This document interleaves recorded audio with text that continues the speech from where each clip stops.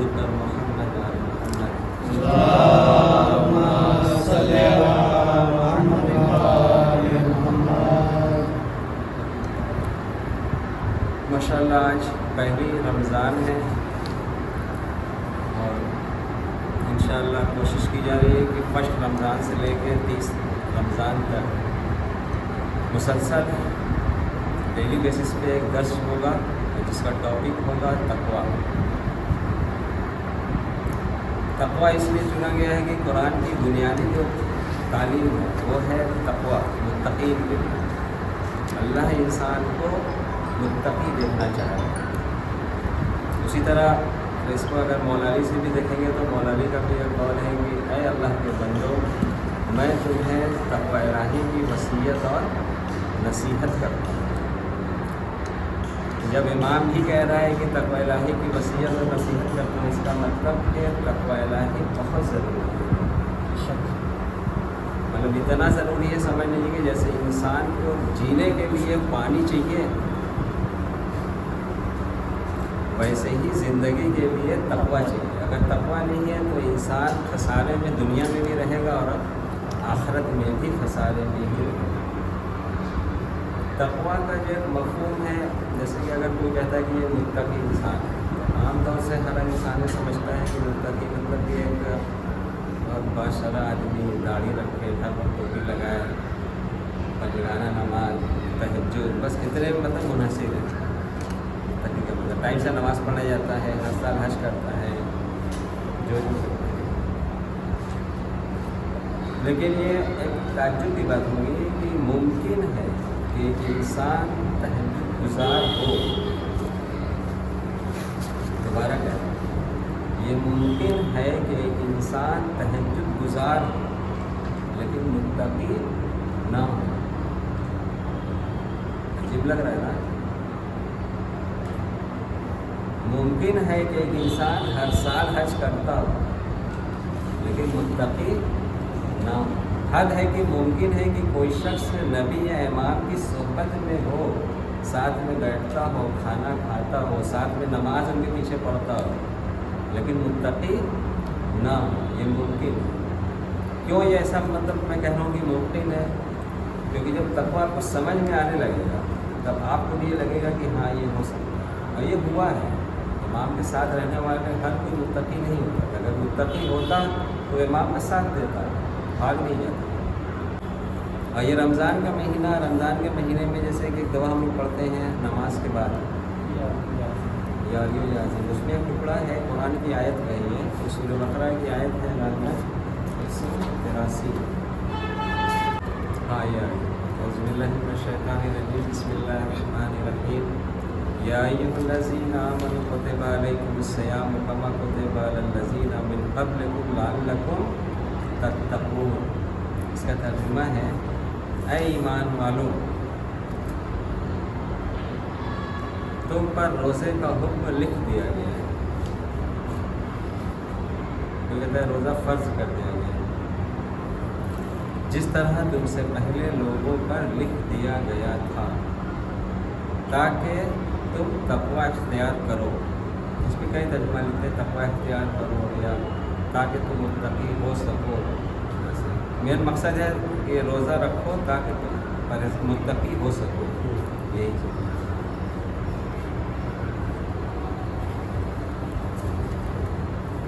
اب یہاں پہ ایک سوال یہ اٹھتا ہے کہ اگر میری عمر 50 سال ہے تو اگر ہم لوگ تو روزہ پہلے سے رکھا جاتا ہے، بالغ ہوتے ہی رکھ دیا جاتا ہے. تو مثلا اگر 20 سال سے بھی میں مان لیجیے روزہ رکھ رہا ہوں ریگولر، تو 20 سال سے روزہ رکھ رہا ہوں متقی بھی نہیں ہوں، یہ کیسے ہو سکتا ہے؟ یہ بہت عجیب ہے. قرآن میں یہ ہے کہ روزہ رکھو تاکہ متقی ہو سکو.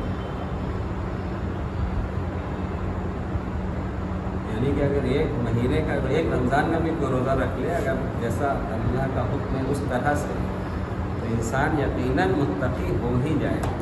لیکن اگر ہم 20 سال سے روزہ رکھ رہے ہیں ماہ رمضان کا اور اس کے علاوہ بھی روزہ رکھ رہے ہیں اور متقی نہیں ہے تو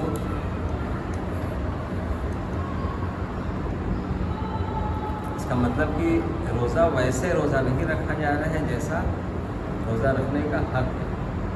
جیسے نماز کے لیے نا ہے نا ان الصلاۃ تنہی عن الفحشاء والمنکر، بے شک تنہا صلاۃ ہی فحش اور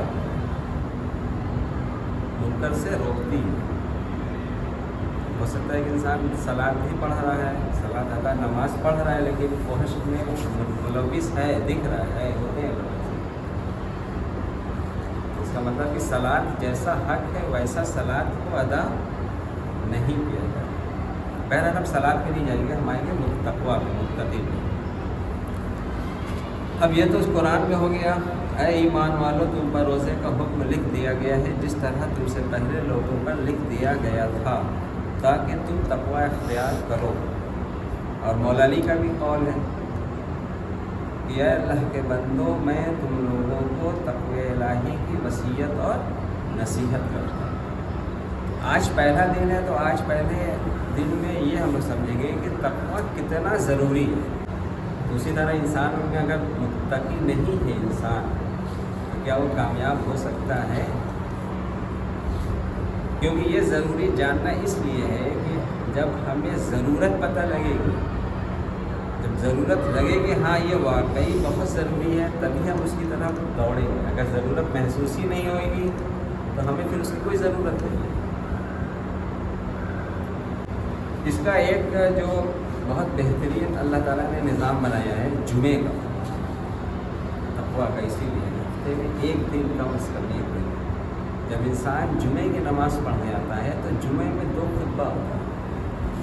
پہلا خطبہ ہوتا ہے تقویٰ الہی میں، جس میں مولا علی کی ہی وہ حدیث پڑھی جاتی ہے، اے اللہ کے بندو میں تمہیں تقویٰ الہی کی وصیت اور نصیحت کرتا ہوں۔ اسی لیے پہلا خطبہ پورا تقویٰ الہی پہ ہوتا ہے، اور دوسرا خطبہ ہوتا ہے دور حاضر پہ، کیونکہ کیا ماحول چل رہا ہے دشمن کا یا مسلمان کا۔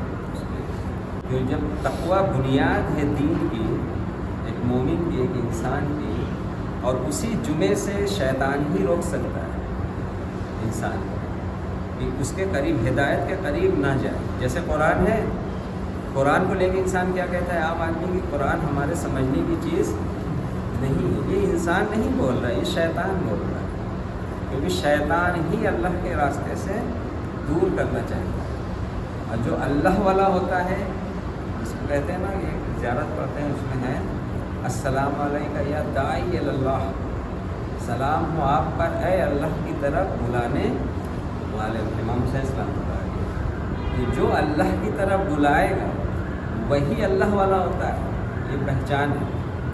جو اللہ سے دور کرے وہ سمجھے شیطان۔ یہی 2 پہچان ہے۔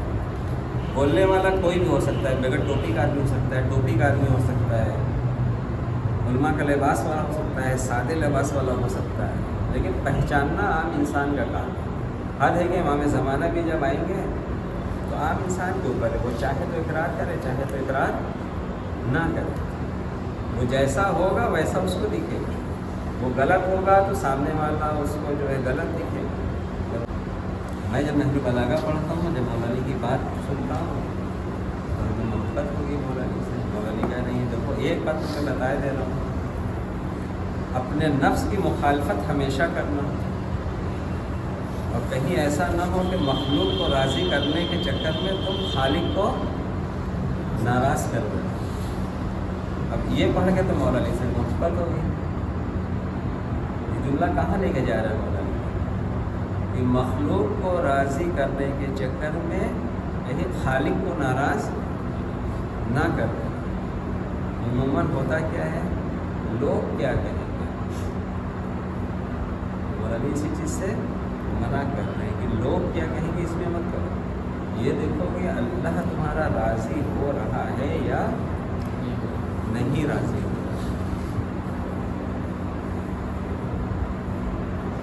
تو جتنے داعی اللہ ہیں یہ سب ہمیں اللہ کی طرف لے کے جا رہے ہیں۔ جیسے خناس سورہ ناس پڑھتے ہیں نا، من الجنۃ والناس، جو وسوسہ ڈالتا ہے، وسوسہ ڈالنے والا جن میں سے بھی ہوتا ہے اور انسان میں سے بھی ہوتا ہے۔ تو یہ وسوسہ ہی ڈالتا ہے کئی طرح سے۔ کبھی جیسے کہ ایک چیز بتایا، پھر بیچ میں سے روک کے کر رہے ہیں وہ بات، جیسے ابھی میں بول رہا ہوں، آپ کتنے لوگ بیٹھے ہیں، ممکن ہے کہ میں جو بول رہا ہوں، میرے ذہن سے تو آواز نکل رہی ہے لیکن آپ کے کان تک بھی جا رہی ہے، لیکن آپ کے ذہن میں ایک دوسری فکر چل رہی ہے ایک طرف سے. ایسا ہو رہا ہے؟ ہو رہا ہے. ہو رہا ہے. کیوں ہو رہا ہے؟ کیوں میں جانتا ہوں، کیونکہ یہ میرے ساتھ بھی ہوتا ہے. کسی کی بات سننے کے لیے صرف کان کی ضرورت نہیں پڑتی، اس کو سننے کے لیے ذہن چاہیے. ہو سکتا ہے کان سن رہا ہو لیکن ذہن آمادہ نہیں ہے، ذہن اس بات کو لے نہیں رہا ہے. جیسے اس میں قرآن میں ایک واقعہ ہے جنوں کا. یہ جنوں کا ایک گروہ جب آیا رسول اللہ کی خدمت میں، جب اس نے قرآن کو سنا تو اسی میں جن میں سے ہی کچھ ایک دوسرے سے بات شور کر رہے تھے یا بات کر رہے تھے. اس میں سے جن میں سے ہی کہا کہ خاموش ہو جاؤ، یہاں قرآن پڑھا جا رہا ہے، اسے غور سے سن. اور انہوں نے بغور قرآن سنا اور سن کے جب واپس اپنی قوم میں پلٹے. اب دیکھیں یہاں سے یہ بھی پتہ چل رہا ہے کہ قرآن کیا ہے. اگر وہ غلط ہوتا تو غلط طرح سے واقعہ کو ہوتا قرآن. تو وہ جب جن اپنے قوم میں گئے واپس تو جا کے کہا انہوں نے کہ ہم ایسا قرآن سن کے آئے ہیں جو راہ راست کی ہدایت کرتا ہے، راہ راست کی طرف صحیح راستے کی رہنمائی کرتا ہے. تو قرآن کا ایک مین مقصد کیا ہوا؟ راہ راست کی ہدایت. ہدایت اگر دیکھا جائے اس کو اپنی زبان میں اگر سمجھیں گے ہدایت کو تو رہنمائی سے لے کے یہ رہنمائی کرا. رہنمائی مطلب کہ اس میں آپ کو یہ بتا رہا ہے کہ آپ کو یہ غلط ہے، یہ صحیح ہے، یہ ترک کرنا ہے، اس طرف آگے پڑھنا ہے، اس طرح سے رہنمائی.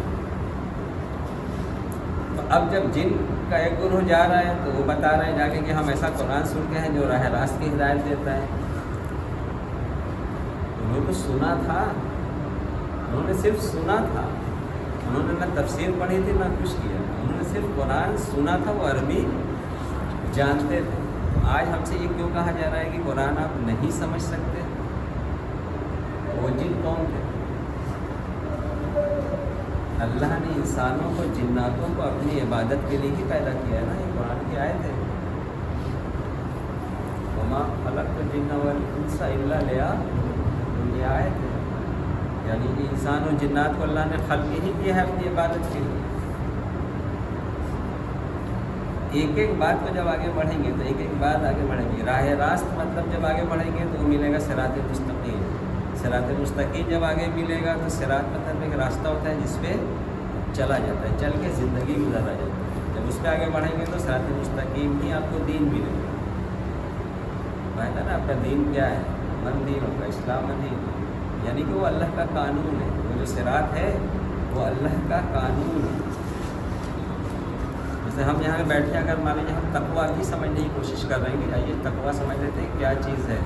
اگر بہت ضروری ہے تو متقی ہونا فرض ہے. پر کہ ہم متقی ہوئیں گے تبھی کوئی بات بنے گی. تو ہمیں یہاں کا ہدف ہے یہ ہے اللہ کی عبادت. اور عبادت بھی اسی میں آئے گی جب تقویٰ ہم اس میں جب پوری گفتگو کریں گے نا تقوی پہ تو اسی میں آئے گا عبادت بھی آئے گی. پورا ایک ایک قرآن کی آیت سے لے کے پورا سب واضح ہوگا کہ عبادت کیا ہے. مین ہدف ہے اللہ کی عبادت. جب ہم رسول اللہ کہتے ہیں تو اس کا مطلب کیا ہوا کہ اللہ کے بھیجے ہوئے رسول، اللہ کے بھیجے ہوئے. جب ہم ولی اللہ کہتے ہیں مولا علی کو تو مطلب کہ اللہ کے ولی، کسی اور کے نہیں، اللہ کے. ابھی اس میں ہمارا یہ بھی آ جائے گا جس سے اصول دین جو ہوتا ہے ہمارا، اس میں تقوی میں آئیں گے آگے تو یہ بھی ہم اس میں تھوڑا سا لیں گے اصول دین، کیونکہ اس میں بہت زیادہ تضاد ہوتا ہے. کیونکہ یہ چیز جب بنیادی چیز ہم نہیں سمجھیں گے تو ابھی آگے کی بات تو بہت دور ہے. جب بنیادی نہیں سمجھ میں آئے گا تو ہر جگہ فرق پڑے گا. بات سمجھنے میں فرق پڑے گا، سمجھانے والے کا فرق پڑے گا، الگ الگ طرح سے بات ہے. تو مین مقصد ہے اللہ کی عبادت، مطلب بننا ہے. جیسے کہ اس میں ہم نے ایک ہیڈنگ میں دیا تھا کہ ٹاپک اللہ کا تقویٰ، پھر ایک سوال اس کے نیچے دیا تھا کیا تقویٰ الہی کے بغیر اللہ کی عبادت ممکن ہے؟ یہ سوال میں نے سنا. یعنی کہ اللہ کی عبادت کرنا ہے تو اللہ کا تقوی ضروری ہے. اس کی مثال ہم دیتے ہیں. ابھی ہم کو دلیل کے طور پہ قرآن کی ایک آیت ہے جس میں ہے کہ اپنے کو اور اپنے اہل و عیال کو جہنم کی آگ سے بچاؤ. جہنم کی آگ سے بچاؤ. تو وہاں پہ تقوی کا ہی ورڈ تھوڑا تھوڑا خالی ہنٹ دے رہے تقوی کا. تقوی ہے یہ آتا ہے اصل میں بچاؤ کو اس میں آتا ہے زندگی میں. تقوی ڈرنے میں نہیں آتا. تقوی کا لازمہ ڈر ہو سکتا ہے لیکن تقوی کا معنی ڈر میں نہیں آتا ہے. یہ آتا ہے بچاؤ میں, بچنے کے. اس میں جب یہ سب تقوی کا جب معنی کلیئر ہوگا تو یہ سورہ بقرہ کی شروع والی آیت تو بالکل واضح آیت ہو جائے گی. بسم اللہ الرحمن الرحیم الف لام میم ذالک الکتاب لا ریب فیہ ھدی للمتقین. مطلب یہ کس کو ہدایت کر رہی ہے؟ متقی کو. یہ متقی کون ہوا؟ بہت آسان ہے, بہت ٹپیکل نہیں ہے. یہ بچنے کے اس میں ہے. مثلا اگر کوئی کہہ رہا ہے کہ مجھے قرآن سمجھ میں نہیں آ رہا تب اس سے سوال ہوگا کہ آپ سمجھنا چاہ رہے ہو کیونکہ رسول اللہ نے قرآن اور اہل بیت دو چیز دی ہے گمراہی سے بچنے کے لیے. اگر سمجھنا چاہ رہے ہو اس کا مطلب کہ تم گمراہی سے بچنا چاہ رہے ہو. اور سمجھنا نہیں چاہ رہے ہو اور دوسروں کو روک بھی رہے ہو اس کا مطلب کہ خود بھی گمراہ ہو اور دوسروں کو گمراہ کرنا بھی چاہ رہے ہو. کیونکہ رسول اللہ نے گمراہی سے بچنے کے لیے دونوں چیز دی ہے. اور محمد اللہ کے رسول ہیں, اللہ نے قرآن نازل کی. تو کیا اللہ نہیں جانتا ہے کہ اس کا عام بندہ قرآن سمجھ سکتا ہے یا نہیں سمجھ سکتا ہے؟ معاذ اللہ رسول اللہ نے نہیں سمجھا کہ ہم عام آدمی کو یہ قرآن اور اہل بیت کو دیے جا رہے ہیں تو یہ لوگ سمجھنے کے لائق بھی نہیں ہیں اور ہم انہیں قرآن دے بھی جا رہے ہیں. جب ایک عام انسان کسی ایک چھوٹے بچے سے ویسا کام نہیں کرنے کو کہتا ہے جو وہ نہیں کر سکتا ہے. مثلا اگر میں جانوں کہ یہ لڑکا یہ کام نہیں کر سکتا ہے تو میں نہیں کہوں گا اسے کیونکہ میں جانتا ہوں کہ اس کی سمجھ سے باہر کی بات ہے. ماذا اللہ توبہ رسول اللہ کو یہ نہیں خبر تھی کہ جو آنے والی ہے یا اللہ کو یہ پتہ نہیں تھا جو آنے والا ہے اس کے لیے ہم قرآن کیسا نازل کر رہے ہیں کہ اس کو سمجھ میں آئے گا کہ نہیں آئے گا. تو یہ سننے میں تو بہت اچھا لگ رہا ہے کہ قرآن کو بھی ہم نہیں سمجھ سکتے, اہل بیت بھی میری سمجھ سے باہر نہیں اہل بیت کو سمجھ سکتے. اب دو ہی چیز رسول اللہ دے کے گئے گمراہی سے بچنے کے. اس میں مین پوائنٹ ہے گمراہی سے بچنے کے لیے. صرف نہیں دے گئے دو کہ میں تمہارے درمیان دو گرا قدر چھوڑے جا رہا ہوں, بس اتنی بات نہیں ہے. جب تک متمسک رہو گے تو گمراہ نہیں ہوگے. یعنی کہ متمسک نہ ہوئے. دیکھیں پھر ایک نیا ورڈ آ گیا تمسک. متمسک تمسک. تمسک کیسا رکھنا ہے یہ واضح ہوا کبھی؟ تمسک بتائیے. تمسک اگر قرآن و اہل بیت سے ویسا نہیں ہے تو گمراہی تو طے ہے کیونکہ یہ میرا قول نہیں ہے نہ آپ کا ہے نہ کسی کا. یہ رسول اللہ صلی اللہ علیہ وسلم کی حدیث ہے کہ جب تک دونوں سے متمسک رہو گے تو گمراہ نہیں ہوگے. اگر متمسک نہ ہوئے تو گمراہی طے ہے. اس کی بھی دیکھیں آج سب خالی تمہید کی بات ہو رہی ہے, کل سے ہم ایک پوائنٹ لے کے چلیں گے. اس کی بھی قرآن میں آیت ایک واقعہ ہے بنی اسرائیل کا, جناب موسیٰ کے بعد یہ جو ہفتے کے روز والا واقعہ نہیں ہے, ان کی بنیاد یہی ہے متمسک والی بات. انہیں جیسا کتاب الہی سے تمسک رکھنے کو کہا گیا تھا انہوں نے ویسا تمسک نہیں رکھا تھا. کرتے کیا تھے؟ ان کا جب دنیاوی فائدہ ہوتا تھا تو وہ کتاب الہی کو پشے پش کر دیتے تھے. یعنی کہ اللہ کا جو احکام ہوتا تھا قانون اس کو چھوڑ دیتا تھا. اور یہ سوچتے تھے کہ ابھی یہ والا فائدہ کر لو پھر بعد میں اللہ سے توبہ کر دیں گے, اللہ تو غفور الرحیم ہے, وہ تو ہمیں بخش دیں گے. قرآن کا واقعہ بتا دوں کہ یہ روایت حدیث کا نہیں ہے. پھر جب وہ فائدہ ہو جاتا تھا کچھ دن کے بعد جب گزرے پھر وہ بات آوے پھر اسی ایسے ہی حال کریں. مطلب ان کے لیے دین اتنا ہی تھا کہ جب دنیاوی فائدہ ہو تو چھوڑ دو, ایک چھوٹا سا جرم، وہ جرم کتنا چھوٹا ہی لگتا ہے. یعنی کہ اگر یہ قرآن ہے، اس میں ایک قانون میں بتاؤں قرآن کے کا، سچ کے گواہ بن. کیوں نہ تمہاری وہ گواہی تمہارے قریب ترین رشتے دار کے خلاف ہی جائے. یہ قانون ہے. کیوں نہ وہ گواہی تمہارے قریب ترین رشتے دار کے خلاف ہی جائے، لیکن سچ بولنا ہے، حق کی گواہی دینا ہے، جھوٹ بھی نہیں دینا. یہ نہیں کہ میرا قریب ترین رشتے دار کے خلاف جا رہی ہے تو میں اس کی طرف بات کروں، کیوں نہ وہ باطل پر. یہ دین کا قانون نہیں ہے، اللہ کا قانون نہیں ہے. اگر یہ کیا کسی نے تو اس نے اس کو کچھ دیر کے لیے پس پشت ڈالا یا نہیں ڈالا.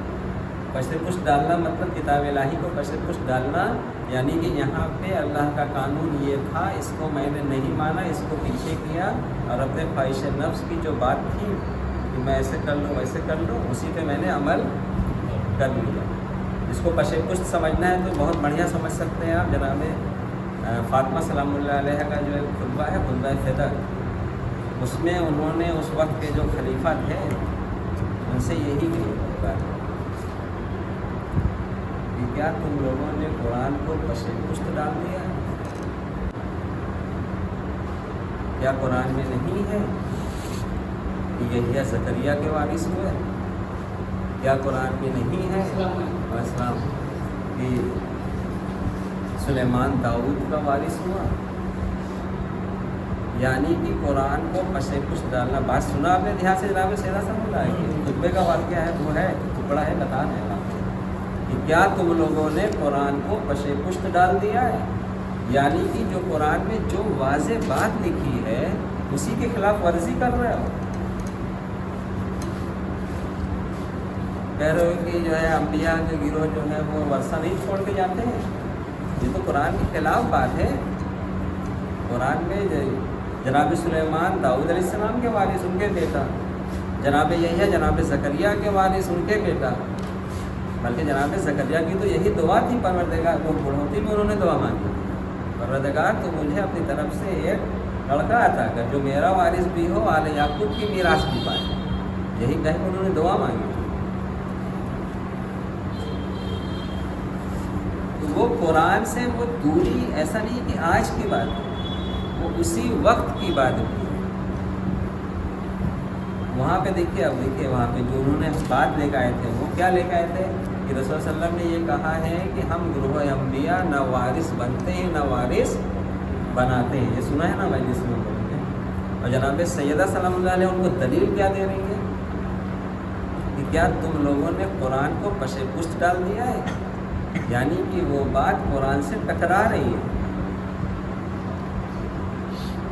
یعنی کہ اس ٹائم جو لوگ تھے وہ خود قرآن نہیں سمجھ سکتے تھے، ماننا نہیں چاہ رہے، سمجھنا نہیں چاہ رہے تھے. بلکہ یہ بہتر ہے کہ وہ سمجھنا ہی نہیں چاہ رہے تھے. اگر سمجھنا چاہتے تو جناب زکریا کا واقعہ ان کے سامنے ہوتا، جناب سلیمان کا ان کے سامنے ہوتا. ہو ہی گیا تھا. اور تھوڑا سا اسی میں دیکھیں، ہم کل پہ ایک تمہید بنا رہے ہیں. یہ جتنی بات سنائی آپ کو ہم نے، اس میں جیسے کہ تقویٰ سمجھنے کے لیے تھوڑی سی ایک چھوٹی سی تمیز. جیسے قرآن میں کوئی واقعہ ہے، مثلا یہی جو ابھی ایک مثال میں نے دیا کہ یہ قانون قرآن کا کہ سچ کی گواہ بنو. کیوں نہ وہ گواہی تمہارے قریب ترین رشتے دار کے ہی خلاف کیوں نہ جائے. لیکن ہم اس کا الٹا عمل کر رہے تھے. ہم دیکھ رہے تھے کہ ہمارا جو رشتہ دار بھلے غلط پر ہو اسی کا ساتھ دیتے تھے، اسی کی طرف سے کھڑے ہوتے تھے، لڑتے بھی تھے دوسرے سے. اب آپ کے ذہن میں ایک سوال پیدا ہوا اس سے بچنے کا. پیدا ہو رہا ہے کہ نہیں؟ اس چیز سے کیسے بچے؟ یہ تو ایک قانون بتایا نا، اور بھی قانون جو ہم لوگ پامال کرتے ہیں روزانہ. مثلاً ایک اور اس میں جوڑ لیجیے جو جناب شعیب علیہ السلام کی قوم کا بھی جرم تھا کہ تم لوگ پیسہ پورا لیتے ہو، مال میں کم تول کے یا ناپ کے دیتے ہو، اور دوسروں کو تجارت میں نقصان پہنچاتے. تو قوم والوں نے ان کو جواب دیا کہ بس آپ ہی ایک بہت صحیح ہے، ہم لوگ سب لوگ غلط ہیں. مطلب یہ بات ان کو بڑی غلط لگی. جب جناب شعیب علیہ السلام نے ٹوکا قوم میں تو قوم والے کو بہت غلط بات لگی کہ شعیب علیہ السلام نے بہت غلط کام کر دیا ٹوک کے. اور اس میں لکھا ہے اپنے ذہن میں اپنے لفظ میں اگر ترجمہ کریں تو کہ ہم لوگ تو شعیب تمہیں بہت اچھا سمجھتے تھے، بہت سیدھا آدمی سمجھتے تھے، سوچتے تھے کہ اپنا تمہیں جو ہے آگے کبو بنائیں گے، ابھی ٹوک ٹک کر کے سب پر پانی پھینک دیے. وہ جو عذاب آیا ان کے اوپر مانا نہیں انہوں نے، تو عذاب آیا. وہ عذاب قرآن میں تو درج ہے نا، ہے قرآن میں درج ہے. تو قرآن میں درج ہے تو کیا ہمیں اس پہ یقین ہے کہ ہاں صحیح میں جناب شعیب علیہ السلام نے اپنے قوم میں کہا تھا؟ جناب شعیب علیہ السلام کب کے ہیں؟ بس جناب ابراہیم کے آس پاس. جناب لوط علیہ السلام، جناب ابراہیم علیہ السلام ساتھ میں تھے. جناب لوط علیہ السلام کی قوم پر جو عذاب آیا ہے اسی کے بعد جناب شعیب علیہ السلام کا واقعہ ہے. یعنی کہ آج سے تقریباً سمجھ لیا جائے تو 3,500-4,000 سال پہلے کا یہ واقعہ ہے. تو یہ یقین ہے کہ ہاں یہ جناب شعیب علیہ السلام نے اپنی قوم میں یہ کہا تھا، تو ان قوم نے یہ جواب دیا تھا، تو ان کے اوپر اللہ کا عذاب آیا تھا. یہ قرآن میں یہ واقعہ ہے تو اس میں یقین ہے. میں سوال کر رہا ہوں، یقین ہے؟ کیسا یقین ہے کہ اگر ایسا عمل آج ہم نے انجام دیا تو کیا میرا انجام بھی وہی ہوگا جو قوم شعیب کا ہوا تھا؟ یہ یقین ہے؟ نہیں یقین ہے، یقین نہیں ہے نا، اس میں وسوسہ ہے.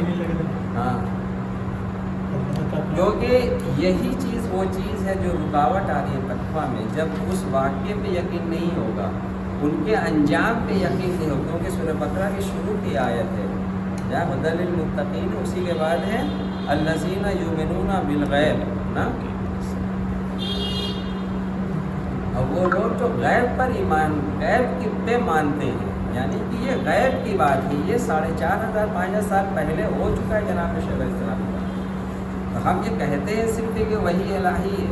تو اللہ کے علم کی بات جب قرآن میں آئی، رسول اللہ پہ نازل ہوئی، تو ہمیں یقین ہے غیب پہ کہ ہاں ایسا ہوا تھا.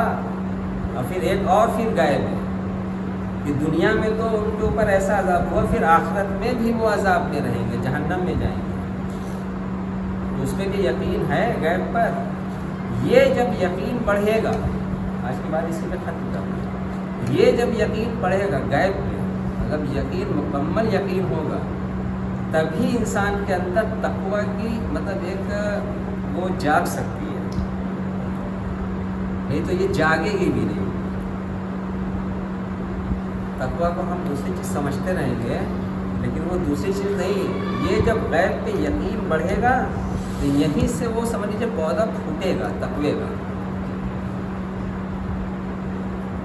کیونکہ وہ انجام پر اگر یقین نہیں ہے کہ ہاں ان کا یہ انجام، اس عمل پہ یہ انجام ہوا تھا، تو میرے اندر بھی پھر کوئی تبدیلی واقع نہیں ہوگی. ممکن ہے کہ 4,000 سال 5,000 سال پہلے کا جو بنی آدم تھا اس نے بھی وہی کوتاہی کی، اس کے اوپر عذاب آیا. آج ہم بھی وہی کوتاہی کر رہے ہیں. فرق اتنا رہے گا کہ ہم آج محمد رسول اللہ کی قوم کے ہیں، وہ جناب ابراہیم کی قوم کے تھا، یا جناب لوط کی قوم کا، یا جناب شعیب علیہ السلام، یا جناب موسیٰ، یا جناب عیسیٰ علیہ السلام کی قوم کا تھا. اس میں کوئی فرق نہیں ہے کہ وہ جناب موسیٰ علیہ السلام کی قوم کا انسان تھا تو اس نے یہ غلطی کی. کیونکہ یہ بات میرے سامنے آئی ہے، پڑھے لکھے لوگوں نے کہی ہے کہ وہ تو جناب موسیٰ کی قوم تھی نا، یہ رسول اللہ کی قوم ہے. کہ اگر وہی جرم وہ کر رہے ہیں، وہ جرم اگر رسول اللہ کی قوم کرے گی تو اس پہ عذاب الہی نہیں آئے گا. یہ ایک پڑھے لکھے انسان نے مجھ سے بات کی. یہ اس کے اندر بات کہاں سے آئی ذہن میں؟ ہم تو شوق اس بات پر ہیں. وہی چیز سمجھنا چاہ رہے ہیں نا کہ وہ انسان کے اندر یہ پیدا کہاں سے ہوا. یہی نہ ہوا کچھ بھی کرو ہم رسول اللہ قوم کے. کسی عالم کو سنا تھا کہ رحمت للعالمین ہے، جس وجہ سے عذاب نہیں آئے گا قوم کو. کبھی عذاب نہیں آئے گا تو عذاب سے بچ جائے گی قوم. सुना तो तो एक रसूलुल्लाह ने फिर ये क्यों रसूल कहा? अल्लाह ने सारी उम्मत का गुनाह रसूल अपने सीने पे अल्लाह ने लिया रसूल था। अल्लाह और रहमतुल लिल आलमीन बना के भेजा, इस वजह से इस कौम पे अजाब नहीं आएगा। रहमतुल लिल आलमीन बना के भेजा। तो अब फिर सवाल ये उठता है, तब रसूलुल्लाह ने जो दो गिरा कर चीज़ें दी हैं कि इनसे तमस्सुक अगर रखोगे तो गुमराह नहीं रहोगे, तो गुमराही क्यों होगी फिर? रसूलुल्लाह को नहीं पता कि नहीं ये मेरी कौम है, ये गुमराह हो ही नहीं सकती। तो ये बात तो उन आलिमों में जाननी चाहिए जो उन्होंने ये बात कौम नहीं, में इस पे फैलाई। बात हुई ना, अभी 29 दिन है, इस पे बात हुई। जो गुनाह है वो जाहिर नहीं होगी, गुनाह तो पड़ेगी उसको, यहाँ जाहिर नहीं दुनिया में होगी। अजाब नहीं आएगा, ये एक चीज़ है उसमें। यही चीज़ आलिम ने दुनिया बात में कही नहीं होगी, आएगी। वो उस पे कही होगी इस इस दुनिया दुनिया में अजाब है, इसी हाँ, बात इस दुनिया में अजाब नहीं है, लेकिन अंजाम उसका वही है। अगर जनाब शुएब अलैहिस्सलाम की कौम ने वो अंजाम गुनाह किया है और वही गुनाह आज रसूलुल्लाह की उम्मत कर रही है, तो अंजाम उसका वही होगा। क्योंकि मौलानी का याद आ गया, मौलानी का एक इसमें है कि अल्लाह जिन बातों से पिछलों से राज़ी होता था, जिन वजहों से, तो आइंदा भी जो लोग होंगे उनसे भी उन्हीं वजहों से राज़ी होगा। जिन वजहों से पिछलों से अल्लाह नाराज़ हुआ है, आइंदा भी उन्हीं वजहों से अल्लाह नाराज़ हो। ये मौलानी का कौल है, ये बलागा में। आज इतने पे बात ख़त्म करते हैं, कल से धीरे धीरे तक़वे पे बात होएगी कि तक़वा है क्या सच। ये समझिए, जब तक यकीन नहीं बढ़ेगा गैब की बात पर, तब तक तक़वा का पौधे का एक वो भी नहीं निकलेगी। शाह यकीन हम लोग को पैदा करना है, इसी पे बात होएगी इंशाअल्लाह कल से।